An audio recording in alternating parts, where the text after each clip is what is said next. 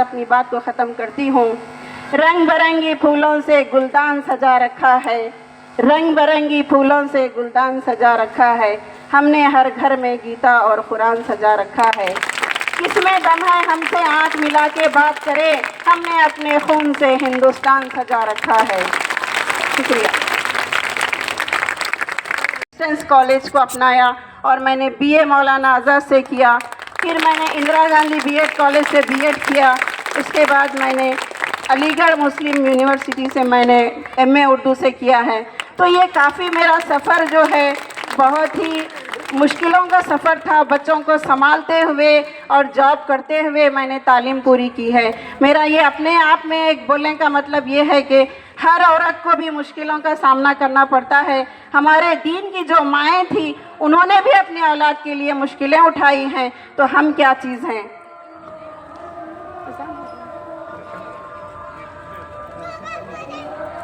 تو میں بچیوں سے بھی یہ کہتی ہوں، اپنے والدین کے بعد کس کا ادب ہونا چاہیے؟ استاد کا ادب ہونا چاہیے۔ جب آپ استاد کا ادب کریں گی تو استاد کی دعاؤں سے بھی آپ آگے بڑھیں گی۔ استاد آپ کے سامنے ایک ماڈل ہے، رول ماڈل ہے۔ استاد آپ کے سامنے ایک رول ماڈل ہے، تو آپ یہ سوچنا چاہیے کہ میں یہ کروں گی۔ جب تک ہم اپنے دماغ میں خواب نہیں رکھتے ہم آگے نہیں بڑھتے۔ ہم جب خواب رکھیں گے تو ہی آگے بڑھیں گے۔ آگے آپ کو یہ ایسے حالات ہیں آج ہندوستان کے، آپ کو بہت سارے چیزوں سے فیس کرنا ہے، تو اس فیس کرنے کے لیے ہمیں اپنے آپ کو تیار رکھنا چاہیے، اور یہ تیاری کرنے کے لیے ہمیں سب سے پہلے تعلیم حاصل کرنا ضروری ہے۔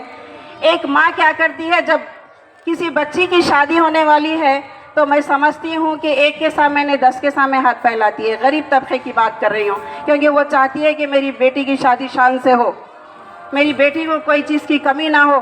کبھی وہ ماں یہ نہیں سوچتی کہ میری بیٹی کی تعلیم بھی پوری ہو۔ کبھی بچی 7 پڑھتی، اس کے بعد نہیں ہمارے پاس گنجائش نہیں ہے، ہم آگے اس لیے نہیں پڑھا سکے۔ یہ اکثر ماؤں کا رونا رہتا ہے۔ میں بولتی ہوں کبھی بھی رونا نہیں ہے۔ ہم جب شادی کرنے کے لیے بیٹی کی آگے بڑھتے ہیں، 4 کے سامنے ہم ہاتھ پھیلاتے ہیں کہ ہماری مدد کرو، ہم غریب ہیں، ہماری بچی کی شادی ہے، تو ہم کیوں نہ ایسے لوگوں کا سہارا لینا چاہیے کہ ہماری بچی پڑھ رہی ہے، کہ آپ ہمارا سپورٹ کرو۔ اور امجد صدیقی صاحب تو ایسا یہ کیا انسٹیٹیوٹ اوپن کیے ہیں کہ وہاں پر تقریباً آپ لوگوں کو فیس کی بھی کمی ہے، یہاں پر اتنا اچھا ماحول ہے آپ کے اسکول کا، کالج کا۔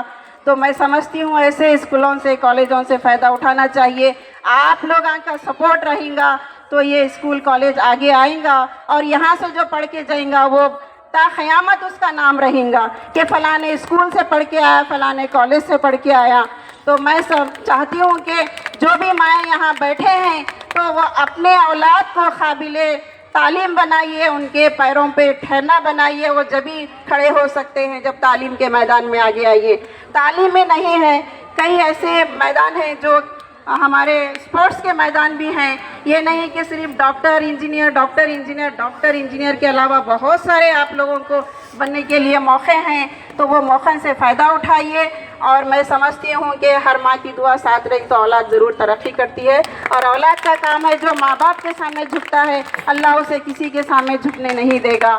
ایک بچے کی شاید مثال آپ لوگوں کو معلوم ہے، شاید آپ لوگ آج کل تو فون پہ ہر معلومات ہوتے رہتے ہیں کہ ایک استاد کہتے ہیں جنت کی مٹی لے کے آؤ، شاید آپ لوگوں کو معلوم ہوگا نا، جنت کی مٹی لے کے آؤ۔ تو دیکھیے آپ وہ معصوم بچہ کیا لے کے آتا ہے، کیا لے کے آتا ہے معصوم بچہ؟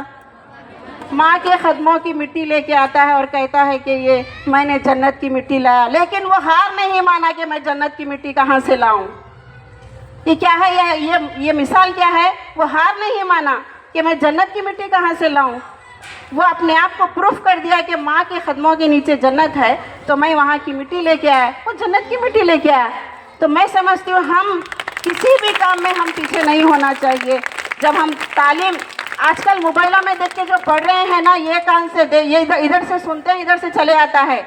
زیادہ سے زیادہ کتابوں کا مطالعہ کیجیے، تاریخ پڑھیے، آپ کو سمجھ میں آئیں گا۔ یہ ڈیجیٹل میڈیا ہے، یہ کیا ہے، موبائل ہے، جو دیکھتے ہی تھوڑی دیر کے بعد ہمارا دماغ دوسری طرف چلے آتا ہے۔ ہم لوگ جب ایک حصہ پڑھتے ہیں تو ایک مہینے تک اس کا حصے کا وہ مضمون ہمارے دماغ میں گھومتے رہنا چاہیے. وہ آج تو ایسا نہیں ہے، لیکن میں آپ لوگوں سے ادباً گزارش کرتی ہوں کہ تاریخ کا مطالعہ کیجئے. ہمارے جو تاریخ میں ہے ٹیپو سلطان ہے، ان کی ماں بغیر وضو کے دودھ نہیں پلاتی تھی. تو ایسا ہے جو مائیں ہمارے جو کام کر چکے ہیں، ہمیں ان سے ہم سیکھنا چاہیے. میں ان ماؤں سے کہتی ہوں جو بھی یہاں پر تعلیم یافتہ بیٹھے ہیں، جو نہیں بیٹھے ہیں، ان کو بھی ایک بار بازو بٹھا لے کے آپ لوگ سمجھانا چاہیے کہ ایسا ایسا تاریخ میں ہماری عورتوں نے یہ کام کیا ہے. تو ہمیں وہ جذبہ پیدا ہوتا ہے آگے بڑھنے کا. تو میں آپ لوگوں کے سامنے ادباً گزارش کرتی ہوں کہ آپ لوگ بھی تعلیم کی توجہ دیجئے. جو بھی تھوڑا بہت پڑھ کے بیٹھے ہیں ان کو باہر لائیے، ان کو ڈائریکٹ ایگزام دلائیے، ایگزام دلا کر ان کو آگے بڑھائیے. میں یہ مینجمنٹ سے اور پریزیڈنٹ صاحب سے درخواست کرتی ہوں کہ ایسا گھر گھر وزٹ کریے. جو بچے تعلیم پیسے کی کمزوری کی وجہ سے پڑھ نہیں سکے، ان کو باہر لا کے ان کو ایگزام دلا کے آگے بڑھائیے.